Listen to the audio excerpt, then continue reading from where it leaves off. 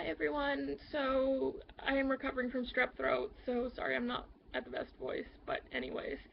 Um since I am sick, I am spending a lot of time on the internet, and I'm actually, for some reason, stuff I've been seeing lately is a lot to do with trans issues.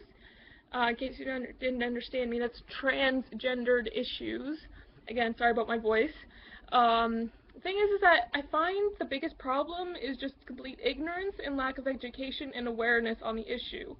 Now, I myself am a big supporter of trans folk, and I will shoot down transphobia whenever I can.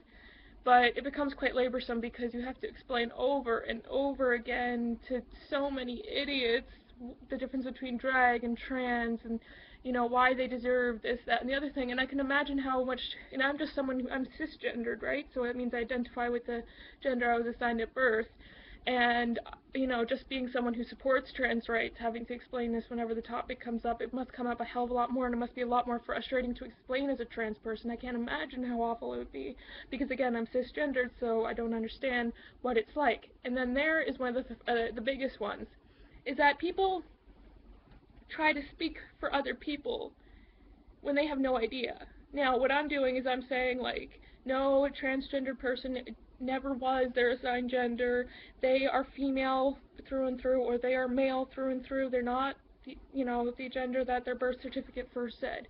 That's not the case. Like, I'll say stuff like that, but I won't be like, oh, try to act like I know exactly what it's like to be trans, because I don't. I honestly have no idea what it's like. I can't imagine. I can think about how awful it would be, but I can't imagine the level of difficulty that they have to go through, or the level of joy you get when you get your hormones or your surgery or whatever. Like, I haven't lived those experiences, so I don't understand. And that's something that everyone needs to get. If you have not gone through that experience, you don't understand what it's like. That's also, like, I have a friend who's differently abled, or as some people would say, disabled, and someone one time broke their leg and was like, oh, now I understand what it's like to be disabled, like, see what you go through. And she was just kind of like, fuck you, because no, you don't understand. You broke your leg, you're stuck hobbling around on crutches for a couple weeks, and then you're back to normal. She is stuck in her walker forever. It's different. So, and people thinking that, I remember reading this thing about this trans comedian who was detained at the airport for immigration and issues and stuff like that, and when being sent to prison, despite the fact that she was pre-op, meaning she had already gone through her hormone therapy and was just waiting on the operation, she was sent to a male prison. And I saw a bunch of comments that were like, well, if you have a penis, you have to go to the prison with the penises. If you have a vagina, you have to go to the prison with the vaginas. It's like, but that's not a functioning penis anymore. That's a shriveled up thing because of hormone therapy. And then there's something that's one of the biggest thing people don't understand about trans people. They think, oh, I'm a guy. Poof, surgery. Poof, I'm a girl. No! First of all, mentally, you are a woman for your entire life, even if your birth certificate and says you're male, or you were born with a penis. It doesn't matter. If you are a woman up here, you are a woman for your whole life. And the other thing, you can't just walk in, have a surgery, and automatically be physically a female, or vice versa. Same thing goes for trans guys. You have to go through all sorts of hormone therapy. So you first got to go through blockers to block your hormones. So say you're assigned gender as a female, but you identify as male, you have to go through estrogen blockers, and then you go and take testosterone, or vice versa if you're MTF. MTF, male to female, female to male, is FTM. So that's something they don't understand either, is that this takes years. This is a long process. And they don't understand the kind of discrimination and hatred that these people get for no good reason.